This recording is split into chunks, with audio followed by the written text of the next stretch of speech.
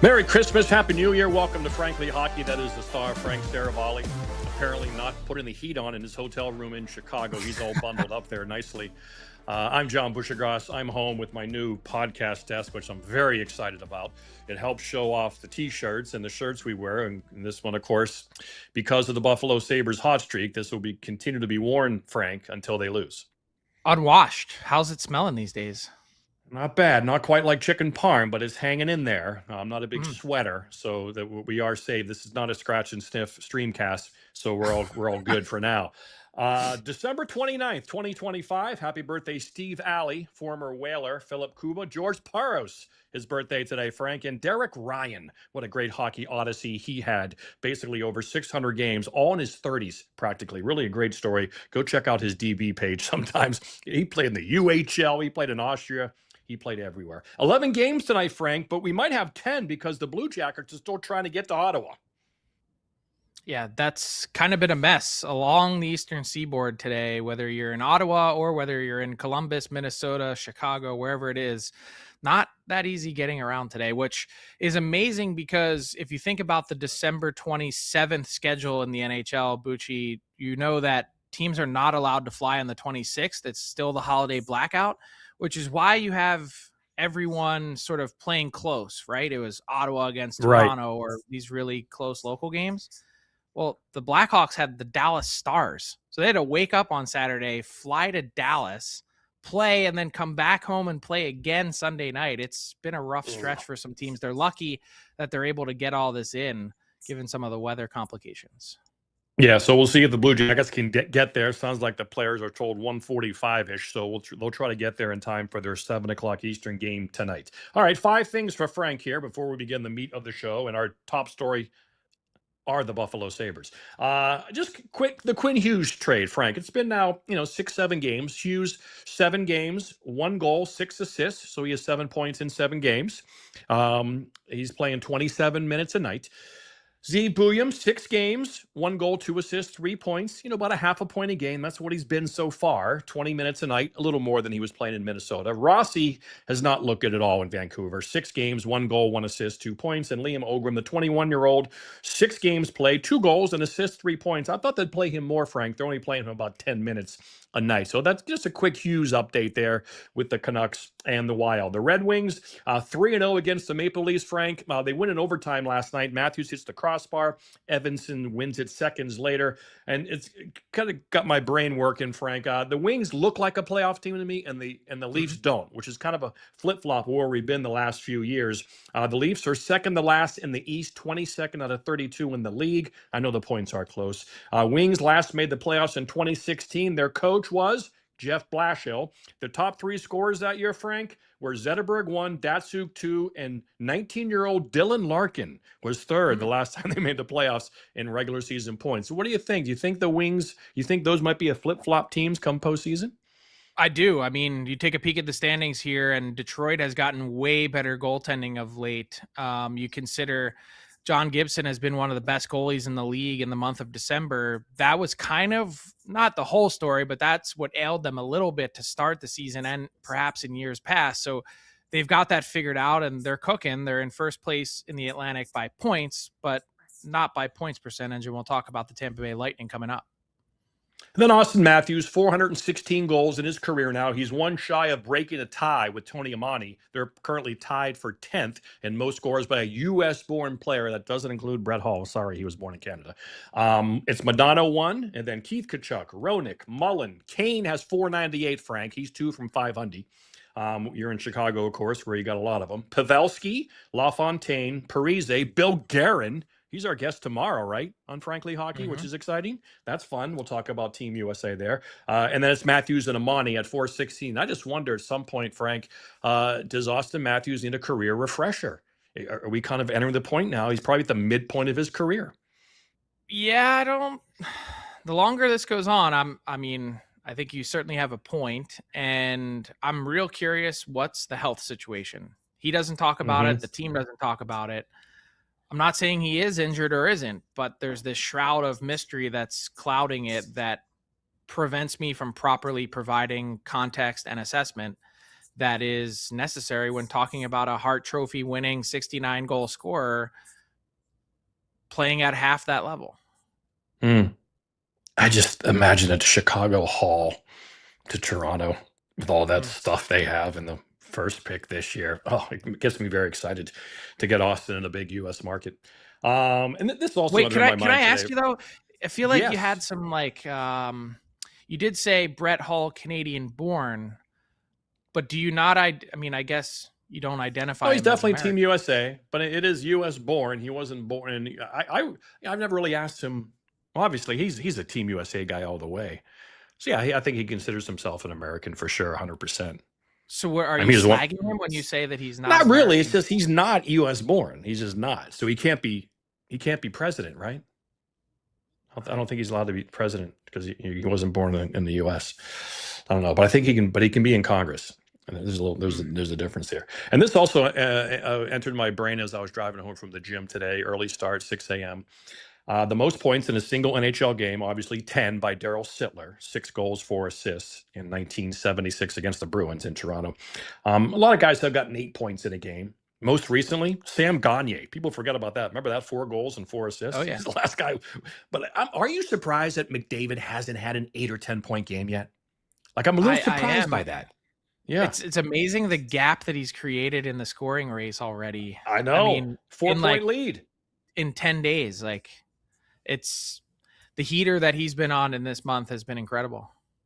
And that takes me to, I like to update the fans. It's the holidays. You might get, you've been traveling, you got Christmas gifts, and you might just kind of refresh your course with a couple statistics. Top 7 point percentage teams in the league. Again, Colorado 851, one tier. Dallas 731, kind of that second tier. Now here come the Wild. They're 687 now, Frank. They're getting that 700. So I do kind of have them with Dallas in that almost at second tier. And then Canes at 662, Vegas 625, Bolt 618. Here comes Tampa. We'll talk about them in the show coming up. The Red Wings 612, very solid. These are the only teams with a 600 and above point percentage. Then the Flyers 608 still, Rick Tocchet. Coach of the year candidate hanging in there. And then Montreal. We were both on Montreal opening night when I appeared on Frankly Hockey. And we were pretty bullish on Montreal.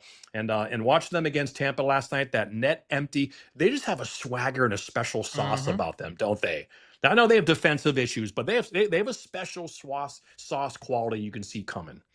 Yeah, and the swagger continues in net now with Jacob Fowler, who has been an amazing story this year.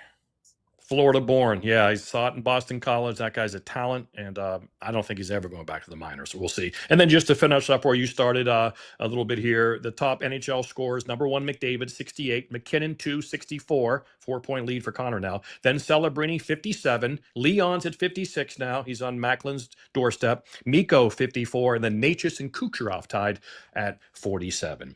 But let's get now to our top story, the Buffalo Sabres. That's why they're wearing the chicken parm shirt here. 8 wins in a row. Chicken Yarmo, Chicken Yarm, Chicken Yarmo Jean, whatever you want to say. The streak did begin with Kevin Adams, and then now it just has continued under Yarmo Kekalainen. They're tied with the Panthers, Devils, and Rangers in points. We see the move here they made in December, Frank. They're in St. Louis tonight. They are 7-9-2 on the road, but again, they did win that game in Edmonton in overtime, then Van, then Seattle. So they are who they are now. I think the split probably not real conducive to who they are. But now I watch these games, Frank, and they're must watch. I'm watching them on ESPN Plus tonight. I'm watching the Sabres. I expect them to win now. You can tell they expect to win the game now. They have stuff about them. Alex Tuch is like this second goalie late in the game where he just eats pucks. From the forward position, he is eating pucks. And I love Ostlund. I think he's a player. They put Krebs on the top line with Thompson. The guy, he's not going to score a lot of goals. I'd love to see them get a winger up there for Thompson to really maybe, although he's scoring fine because Krebs is a bulldog and he gets the puck for Thompson. But what a story in Buffalo with the Buffalo Sabres. Suddenly a vibrant. How about this? The Buffalo Bills got booed this weekend on Sunday and the Sabres got cheered on Saturday. What in the hell is happening? Yeah, I can't quite put my finger on it, but there's definitely a renewed energy and interest in Buffalo. I mean, the best part about the holiday break for me was seeing that building sold out on Saturday night. Not only that, but tickets through the roof for a really proud, dedicated hockey market. I mean, when the Sabres are on, they are honestly, there's few better places in the league to watch a game. They're into it. Mm. And they haven't had very many reasons to be into it over the last, let's call it, decade and a half now. And so to see that re-energization of the fan base, I know there's going to be hiccups here. It's not all going to be 8-game winning streaks, but this is what they needed to do to get back in the mix and get back to relevancy. And look, I think the truth here is that there's a path for this team in this jumbled mess of an Eastern Conference to be a playoff team. Why can't it be the Sabres with some of the talent that they have from their back end out? And part of this will be solving for that Alex Tuch equation, as you mentioned, and getting either a contract signed or not, come to a resolution, figure out what the answer is there, because that's got to be your top priority right now. Right. And I just got a sense, it's no inside info here, but I think it's going to happen. The way he's dedicated himself right now, again, these late game, he's just blocking shots. His stats are good offensively. They're very solid. We mentioned Thompson at the top is going. They have guys like Josh Stone now. I think that's going to look back a great trade. Kesseling's healthy. They have great balance on the back end now. The Byram trade was a great trade. I know Kevin Adams was, lampooned a lot, but the McLeod trade was a great trade. The Byram trade was a great trade. The Samuelson extension looked dicey early. He's arrived now, Frank, as an NHL level defenseman, kind of a shutdowny type of guy to go with Darlene. Powers looked a little more assertive offensively lately. I think he's kind of coming along for the ride. We'll see. I like their fourth line stuff down there. Malenstein's a real good, energy type of guy. There's just a lot of good stuff right now in Buffalo. They're getting defined roles, I think. And that number we saw, the reason why they're doing what they're doing, 8 games in a row, it's goal prevention. I mean, that's why they're winning. Well, and that's been a huge part of the equation that Kevin Adams during his tenure really struggled to solve for, which is the goaltending. Mm-hmm. And right. Look, let's just cut right to it. Sabres playoff team, yes or no? I mean, like we talked about on the show about 5 shows ago. Would you trade this roster for this roster? Would you? They just played the Boston Bruins. Like, would you trade their organizational roster? I'm talking like all 40 to 50 players for the Bruins, and it's close, man. You might I'm not. saying yes. I'm saying Sabres are in, and that's a huge flip flop from 3 weeks ago. They didn't have any life at all, and now they look like a team that cares, and that's been half the battle. Right. And the league has been like that this year. Let's face it. It is like this. So you never know. They could drop four or 5 in a row. But again, I think they have enough stuff in terms of defensive guys, offensive guys. And they were saying Luke, and you mentioned the crowd the other night. When have you heard that in Buffalo? Like they were engaged. They were on it. Every save he made, they were giving the Luke and chant. So yeah, the barn was alive again tonight. They're in St. Louis against the St. Louis Blues, and they will try to make it 9 in a row. And if they win, if you don't watch the game, if you just watch Frankly Hockey tomorrow and you see their shirt on, you know the Sabres won. That's your answer right there. For some reason, if you get really busy, able to smell if you have the shirt on. That's right. That's right.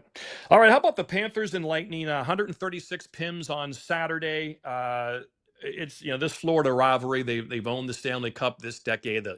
Obviously the Lightning won a couple in a row, almost won 3 in a row until Colorado won, and then the Panthers got to the final, lost to Vegas, and they've won 2 in a row. So again, we've had a Florida team in the Stanley Cup Finals for every year this decade, and it's really it's the best rivalry probably in the league right now, and it's violent and it gets everybody's attention. It gets the best players' attention, like Kucherov and here it is right here. And your question is, Frank, does NHL's best rivalry need more eyeballs? I mean, look, I'm in this all day long. You are as well. The fact that we're not playing up, or we weren't playing up Saturday night's meeting, like you wake up, head off the pillow on Saturday. Oh, wait, the Lightning just recalled Scott Sabrin. We're going to have more magic from the preseason. I mean, exactly what you're getting yourself into. And that is quite literally appointment viewing. And yet I feel like because they play in Florida, because, these have been 2 really successful teams, it doesn't get nearly the hype that, what was more talked about on Saturday, the Battle of Alberta or the Battle of Florida? I mean, it's not even really a rivalry right now between the Oilers and Flames. One just keeps hitting the other one over the head. Why are we not talking more about this one? And I don't mean that from a me and you, frankly, hockey perspective. I mean the Right. sport as a whole. If you didn't like look at the sheet, like you wouldn't really know that those two teams were colliding when there needs to be more buildup. Like these have become heavyweight slugfests. Like I'm just thinking as a whole from a marketing push, we need more eyeballs on it because I think it's really kind of the best version of the sport in the here and now. Yeah, it's old school. It really, people talk about how much they love old school hockey, the 80s and 90s. There was multiple rivalries like this. Even when the Whalers and Bruins got together, there was violence like this. But like you said, this one, it brings you back to those days, especially with the Sabres and stuff. He goes crazy out there. And you're right. I just wonder, yeah, has there been a Panther Lightning opening that game on ESPN, or, have they been on TNT a lot? It's interesting question if maybe we should kind of start marketing this rivalry a little bit more and make sure that we have these exclusive window national TV games. And again, it's up to us as broadcasters to document that and play it up and kind of promote and certainly be like little Don King and be a promoter, get a promoter in us and kind of document about it. When the Panthers have won these cups, they've gone through Tampa Bay. Last time these two met, boy, they're giving us content on a silver platter, aren't they? And look, I mean, after every game, there has been fines. You're talking about the potential or walking the line of suspensions. Teams are unhappy. There's bad blood that's being carried over. Like, I understand why the New York Rangers are playing in the Winter Classic on Friday in Miami and Little Havana, but I wish it was the Lightning. And I'm Mhm. glad that the Lightning are getting their own outdoor game in February, but these two teams should be like it's can't miss TV at this point, and I'm just disappointed, I guess, from an overall perspective. It's not anyone's fault. It's just that it doesn't get enough attention around the rest of the league. Yeah, it's going to be interesting to see what happens this year. There's not really a clear cut at Atlantic. Like Toronto's not going to win the Atlantic, so we will we still get a first round Tampa Florida matchup. I got a feeling either the Panthers or Tampa is going to win the division, so I think you might avoid that in the first round, but it might be fun to have it in the second round if Might they even be both even win the better. open. Be even bigger, right? If they're because that's what I love about the Stanley Cup playoffs. Quick exit is whenever you win your first round matchup, everyone thinks they can win the cup.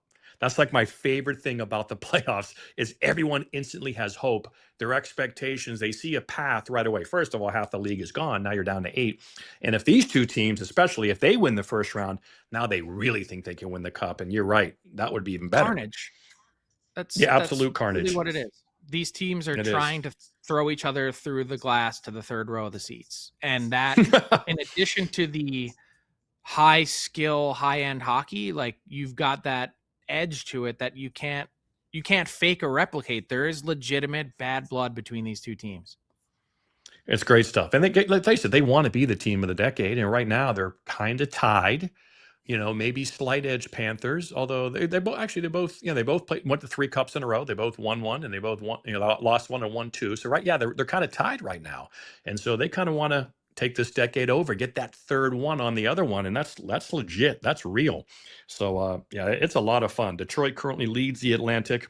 Although the Lightning have 2 games in hand on Detroit, just 2 points behind, and Florida has 3 games in hand on the Red Wings. So again, I think Tampa or Florida is going to win the Atlantic, and then hopefully we do get them in the second round. That would be a great second round matchup. Sometimes those first round matchups are too good, and if there's multiple ones, the second round can sometimes be a downer because of that. Maybe we'll have a great second round this time around. Well, speaking of the Panthers, Matthew Tkachuk has yet to play hockey this year, but he's returned to practice, Frank. He has. And this video here from Katie Engelson, ace Florida Panthers reporter, Yep. gives us our first glimpse of Matthew Tkachuk in a non-contact jersey. And look, this is a guy who has been skating for well more than a month now. Started old school, like learned to skate snowplow Sam, no pucks on the ice as he's working his way back from that torn adductor surgery. And I think the big question that we've all been asking is that date that's circled on the calendar on Friday, the Winter Classic. Will he be playing? Is that the date that he makes his triumphant return to the lineup? Well, that was asked of Paul Maurice at practice on Sunday. Here you go. Here's his answer. I don't know.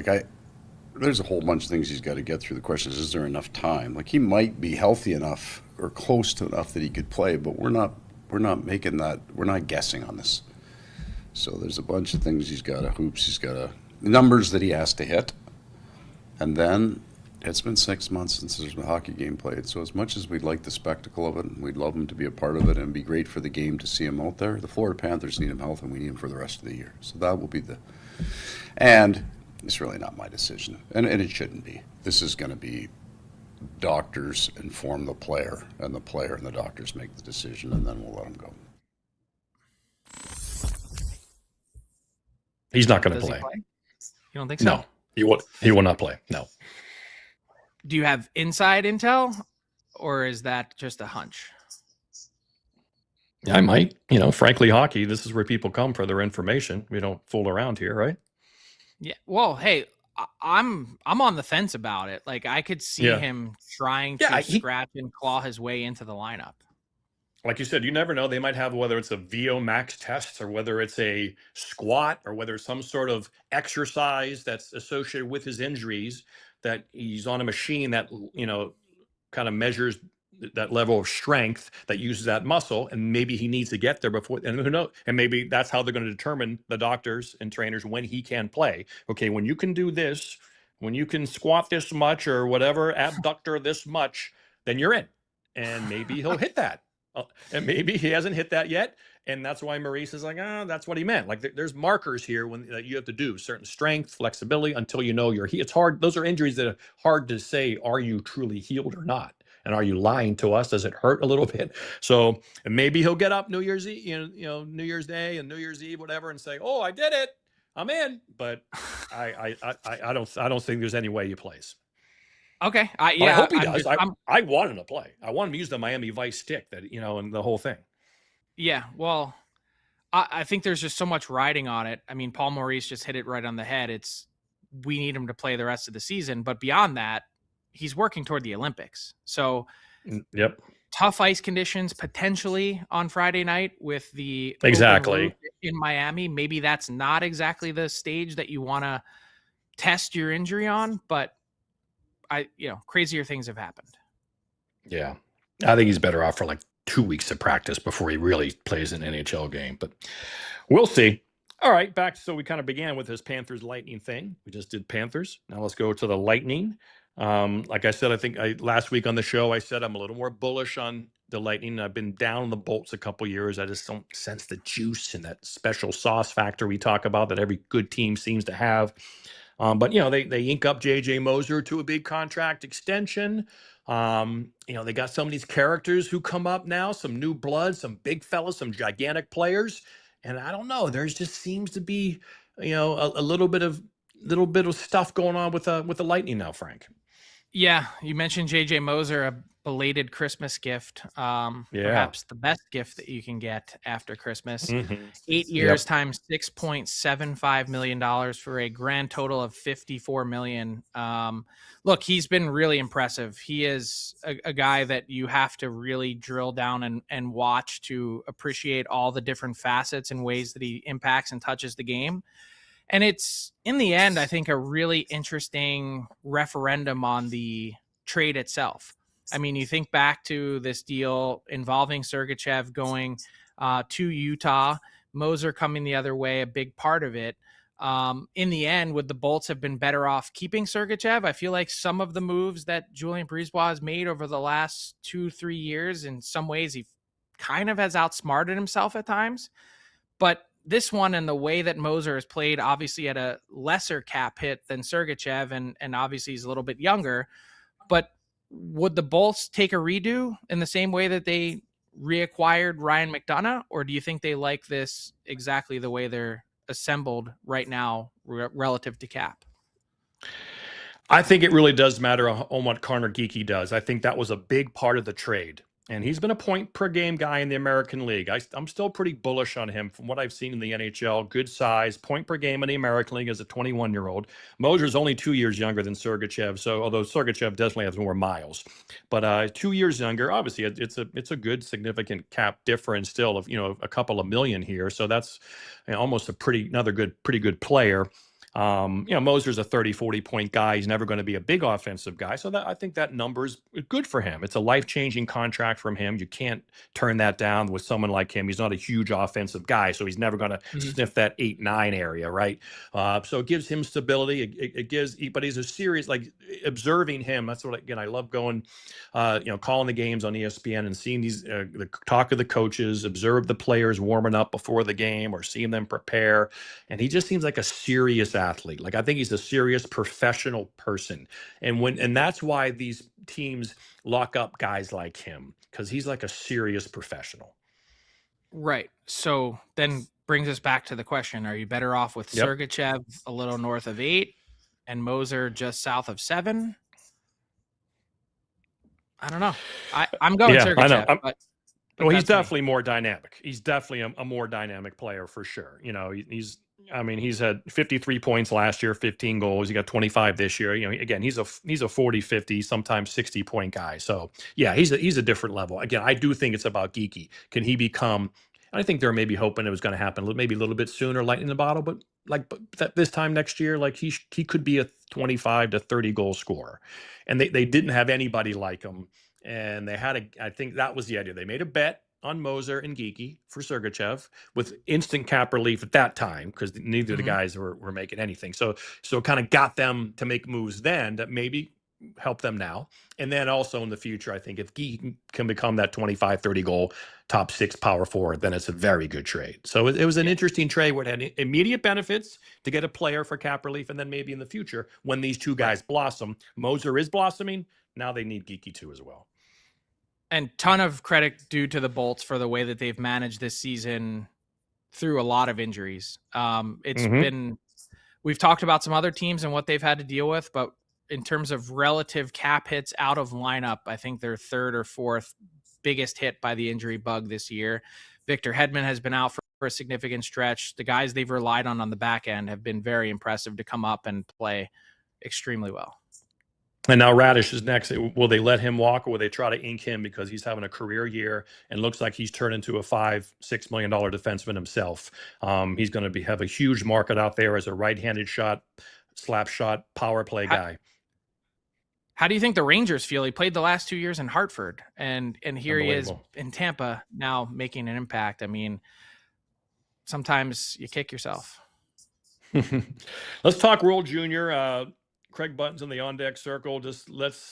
I love watching it. I watch every game. I really enjoy it. USA and Canada have a couple of wins, Frank. Both of Team USA's in regulation. That's worth a little bit more. That's 3 points. Canada once again got a scare from Latvia. It's been fun, of course, watching Sweden with Anton Frondell, the future Chicago Blackhawk. Craig Button kind of mentioned he threw out the Sasha Barkov comp, and when you watch him play, it's a lot of that. He's just big and composed and smart. He's going to be an absolute 1,000 game, 1,000 point NHL player. Like sometimes you can just see it, and he's one of those guys. Mm-hmm. Yeah, totally agree. And he's, to me, been the most impressive player to watch in this tournament so far. It's not just the powerful and pretty one-timer that you see, and he was Sweden's player of the game for one of the games so far, but it's all the other aspects of his game that Craig touched on last week. His ability to win battles, the tenacity, the physicality along the wall, the way he protects the puck, all those things that go into the willingness to be a championship level contributor. That's what Anton Frondell is. And the Hawks have to be incredibly excited to have a guy like that in their arsenal. That's, another top end guy on the way. That's certainly something to watch out for.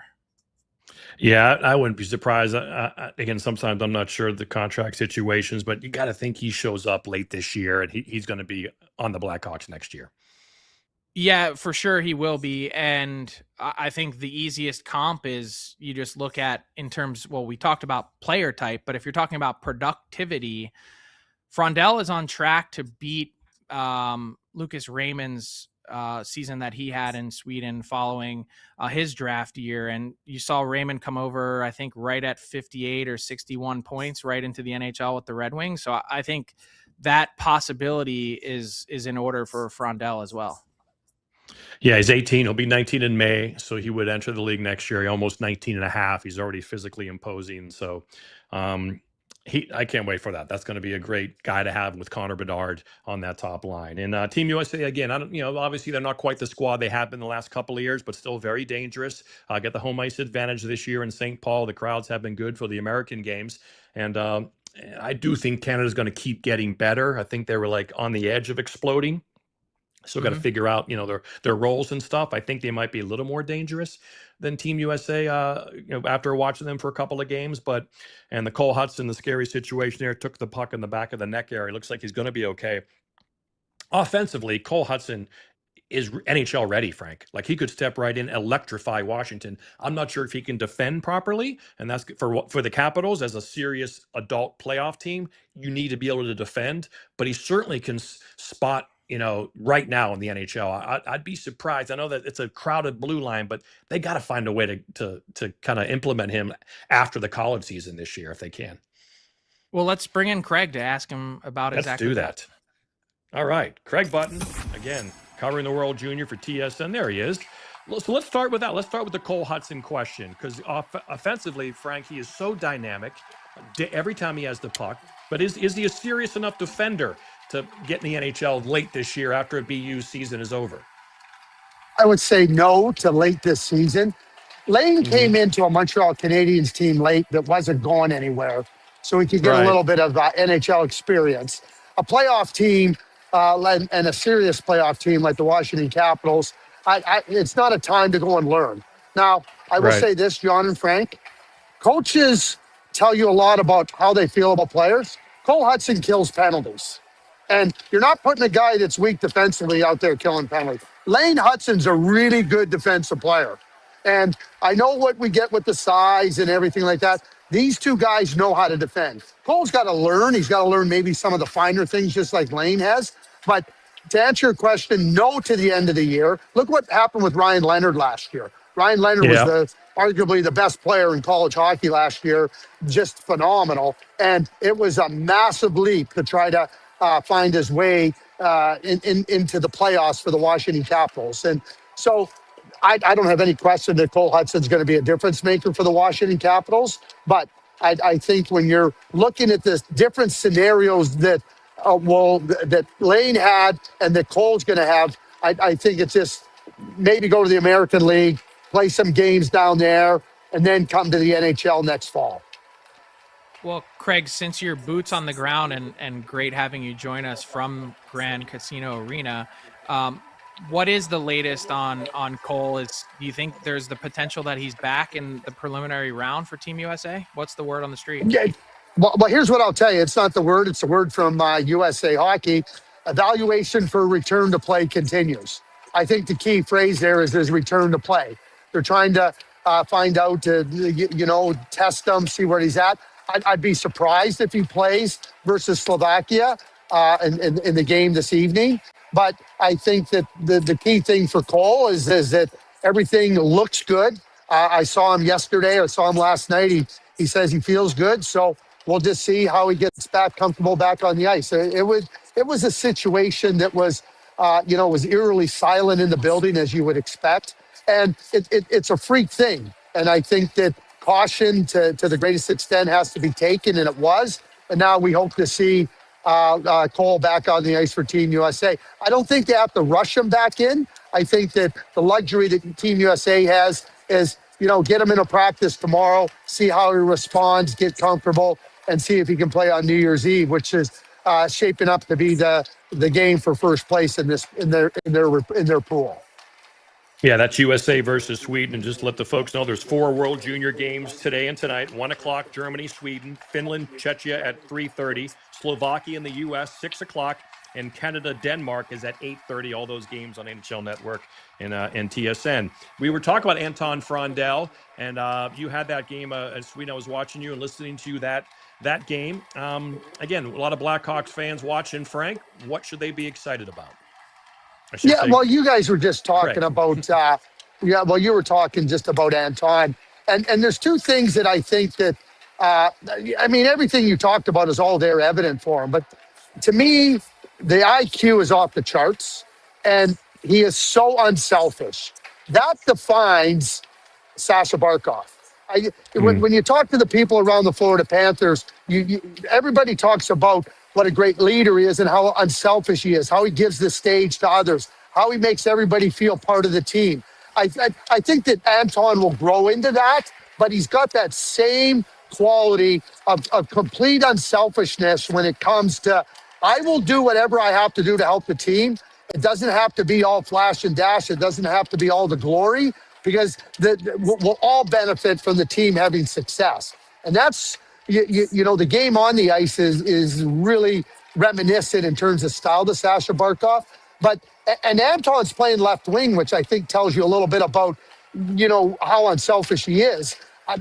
To me, you're trying to put him in a spot where you can allow other players to shine and maybe be a little bit more comfortable in their spot. And he just moves over to the wing and says, okay, I'll do whatever you ask me to do. But I think he's a brilliant player, John and Frank, and I don't think there's any question he'll be in the NHL next fall. There's just simply no way, with what he's doing in the SHL, with his physical, mental, and emotional maturity, that he'll be ready for the NHL. And I think the Blackhawks will be ready for him as well. Yeah. Craig, I'm in Chicago doing a couple Blackhawks games, and I ran into a Hawks executive last night who said, hey, I can't wait to go see our guys at the World Juniors, but more importantly, I can't wait to go find some more good players at the World Juniors. Obviously, this 2026 draft class, we're getting a little peek of that. You're seeing Ivar Stenberg up close in your pool. Gavin McKenna's on the other side. Keaton Verhoff has yet to play a game for Team Canada.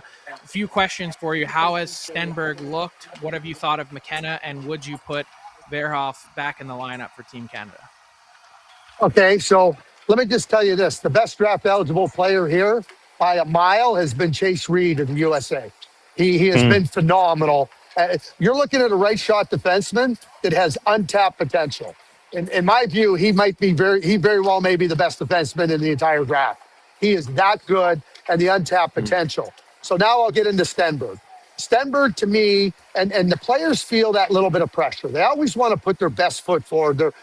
They know all the scouts are in the building. They know it's their draft year. They're trying to do everything they can. It's like they want to show you everything in their toolbox all at once. And I think that Ivar has shown over the stretches that he's getting back to the game that makes him really successful. Give up the puck, get the puck back. The winning goal in the first game was a great example of that. I mean, he's going to have to be a player that gives up the puck and gets back the puck. He's not going to be a Connor McDavid where he's going to just blow past everybody. But I understand when young players are trying to impress, and they feel it. There's no question they feel it. But his talents are too large and too significant. And I think that the early part of the tournament, that's part of the coaching, trying to get him back into rhythm. I think for Gavin McKenna, the excitement for Gavin McKenna is he's got a lot more skill around him. He doesn't have that at Penn State. So now when he gives up the puck, he's got a chance to get it back. Players have a chance to do some things with it. And he's been really good. Keaton Verhoff, he's going to play against Denmark. And Frank, this is an opportunity for him to get into the lineup and for him to find his footing. And we'll see where he goes from here. I don't know right now if he's ready for this level. I know he's a very promising young player and a really good defenseman, but we'll see after the game versus Denmark. But I call this game for Keaton Verhoff. Get your feet wet, dip a toe in the water, and build your own confidence so that the coaches can have some confidence in you. And I mean, Keaton's not afraid or going to back away from a challenge or from an opportunity. And I don't expect him to get in there and stumble around. I think he'll make the decision going forward for Dale Hunter and the coaching staff really difficult. Again, it's Canada, Denmark, 8:30 tonight on NHL Network and TSN. And of course, it's a great place with all the scouts, great place to be with the scouts and the GMs, so many hockey people to talk to, Craig. Any cool conversations or talking with people about their opinions on a player, players who might appear in the league, later this year, or a player to be drafted this summer at the NHL draft? What are some of the little nuggets and little Easter eggs you've cut and got your attention there in Minnesota? Well, you know what? How about some stocking stuffers? We're coming, we're in the Yes, holiday love it. season. What's amazing talking to the NHL personnel is, the scouting process continues on. It's not just about the upcoming draft. It's not just about their prospects. You hear this, gee, so-and-so, that's a better player than we thought. Or that player, he looks like he might, not be as ready. And, to hear those different comments, because the scouting process isn't just about their own prospects or who's upcoming from the draft. I think this is such a great opportunity for all NHL personnel to not only evaluate, but to self-evaluate, to say, hey, here's what we've done. Oh, look, what about this player? Did we rate him properly, or how much has he improved, and everything that goes with it? I think that's been really significant. The other thing that has really come to light here, John and Frank, is that there is no team in this tournament to this point in time that has asserted themselves as the favorite. We can look at paper. Paper can be crumbled up pretty good, and we can look at Canada. No team has found what you would call that upper hand in terms of their potential. So we enter day 4 of the tournament. Everybody's played 2 games. Now we get to see how they build on their game. The other thing, and this is just a little additional thing, James Hagens, Cole Eiserman for Team USA, trying to find their offensive game. Bob Motzko trying to get them to do that. We know that they're capable. They're going to need that offense from those 2 guys. Yeah. Michael Misa and Zane Parekh, I think that they're really struggling to find footing in this tournament. I don't care that Zane Parekh had 2 goals. These 2 players, the last time they had success playing was last spring. They were trying to keep their heads above water in the NHL. Now they've returned to a highly competitive tournament. And I think that when you get NHL players coming back, and you like with Zane and Michael, they haven't had touches. They haven't had the ability to impact the game since last spring. And I think for Dale Hunter and the coaching staff, you get these players back from the NHL, and you're going, well, geez, our expectations are higher than they have high expectations for themselves. Like those 4 players for Team USA and for Team Canada, their coaches are looking for them to really take a step forward. And I think that everybody watching is expecting to see them take a step forward. It'll be interesting to see what happens with Canada versus Denmark, and certainly USA versus Slovakia. I think I'm ready to see Hagens and Eiserman take a real step forward, because, this pool over here where USA is playing has been highly competitive. Germany, Switzerland, Slovakia have been really good. And I think that's been a real, I'll say it. It's been a surprise to this point in the tournament. Okay. So with that, you mentioned that you had your buttonology before the tournament started. You can take it and crumple it up. Would you like to make any amendments a few days into the tournament? Or are you comfortable with what you originally projected, which was Canada 1, Sweden 2, and then you had the US and Czechia in the bronze medal game? Here's the way I would put it. I'm a third of the way through the test, and I'm perfect.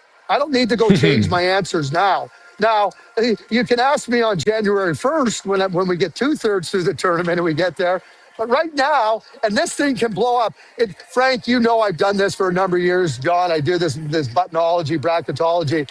I mean, the worst thing that happens is when it blows up on day 1. I've got through 3 days. So I'm just going to kind of hang with and see. I know the tests will become, the questions will become a little bit harder, but I'm sticking with it right now. All right. Germany, Sweden, 1 o'clock. Craig Button, you're on the call for that one, right? On NHL Network? I am, John. Yep. All right. I'll be watching. Thanks so much, Craig. Great to listen to you on the broadcast, and thanks for joining us here. Yeah. Thanks. Have a great day.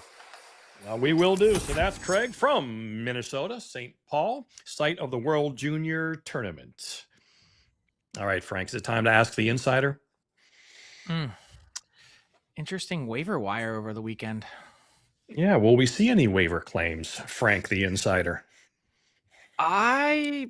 Look, we're going to find out about waivers here in just a little over an hour. And I Okay. think the Edmonton Oilers are very curious to see what happens with Noah Philp. We've talked about the center position and how thin that has been around the league. This is a guy who had size, hasn't really been able to put it all together at the NHL level. Some inconsistencies, I think probably some questions about fitness and commitment that have maybe held him back a little bit, but I think the talent is there. I think the size is there. I wouldn't be shocked to see Noah Philp claimed on waivers today. No inside intel there, but just taking the temperature from some teams around the league, they do see that there could be a player there. And those are sometimes the guy that you take a flyer on, as we saw an unusual 5 guys on waivers, and the Oilers also connected to David Tomashek as well, who agreed to mutually terminate his deal. He's also on waivers, unexpected to be claimed. He's also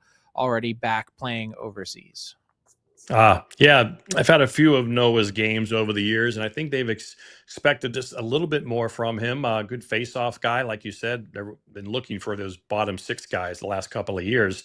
But you never know. Sometimes a new place will ignite a guy a little bit for whatever reason. And Heinen, there's times he's still a really good player. I think a team, whether it's, a Buffalo or someone like that who's kind of looking for a professional, who's a real serious professional, competent guy who can maybe fill a spot, maybe a team who has some injuries. I would think there'd be some interest in there. He seems like a better player than what he's perceived around the league. He had to kind of scratch for a contract in Boston a couple of years ago. And I don't know. I just think he's a guy in the right spot here, can help a team. Yeah, just interesting maybe to get him out of Edmonton too. University of Alberta guy, lots of connections to the city. I just does he thrive or does he wilt somewhere else? That'll be interesting. All right. Great stuff on #hockey for this edition of Frankly Hockey. This was just awesome. I'm not a big retweeter on the X, the artist formerly known as Twitter, but this was good. 104 years old. Will you be able to play the saxophone at 104 years? Well, this guy can.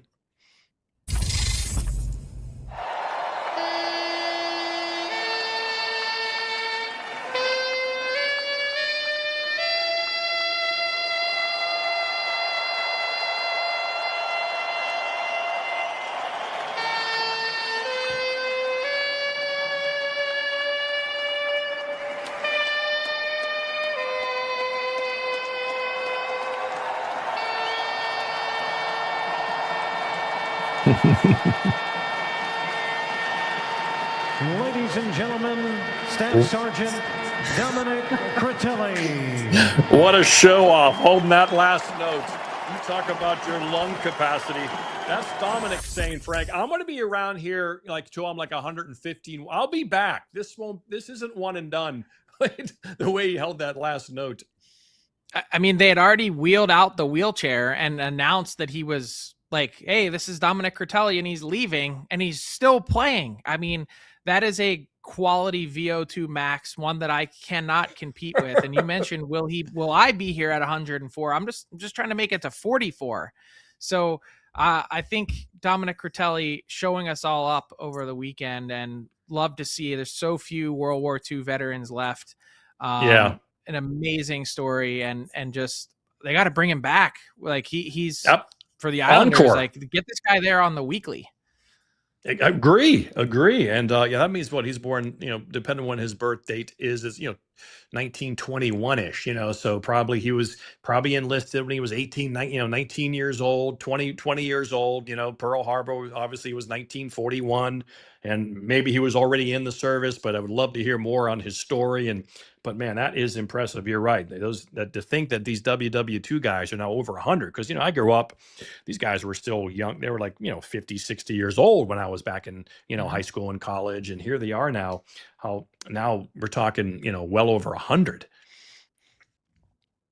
Amazing story, and love to see how well he played the national anthem. I'm sure maybe some nerves going into it for everyone, but what a showman, the way he delivered. Well, my Uncle Kenny, he was a WW2 vet as well, my late Uncle Kenny. And as we mentioned, I'd play AC Deucey with him in the South Boston triple decker. And he would always say, you got to speculate to accumulate. And as we play the AC Mm. Deucey with pennies and nickels and dimes, of course, and quarters. Quarter was a big deal when you had that in the pot. Um, Oilers puck line in Winnipeg, Frank. How are your units and what do you like tonight? Well, I'm on a 5-unit winning streak, Peter. dating back to before the holidays. And look, we talked about Connor McDavid creating a gap very suddenly in the NHL scoring race. He's been Yep. on another level. And the Oilers traveling to Winnipeg for tonight's game. Look, the Jets have struggled. Connor Hellebuck back. But their woes are a lot deeper than just Hellebuck, and they've been one of the worst teams in the league in the month of December. They're in the bottom 4. They've sunk to certainly the bottom 10 in the league in terms of overall standings at the Christmas break. And so I like the Oilers here on the puck line. You're hoping for that empty net goal if they can't create some separation. The Oilers have been a really bad empty net team, believe it or not, over the years. So they have not been a bettor's friend, but in this case, I'm liking the Oilers to maybe a 4-1 win tonight in Winnipeg. Yeah, Winnipeg is, they're tied with Chicago, second worst team in the league right now. They got 34 points. Vancouver is last with 33. And I was watching that Wild game over the weekend, and the Wild got one late, and they win it with a beautiful overtime goal where their 3 superstars all touched the puck. Kaprizov to Hughes to Boldy. That was just poetry. And as much as we expect Buffalo to win when we watch them lately, we now expect Winnipeg to lose, right? This is a fragile team. And this, you look at Pionk and these guys like, well, this is kind of the same cast of characters minus a couple.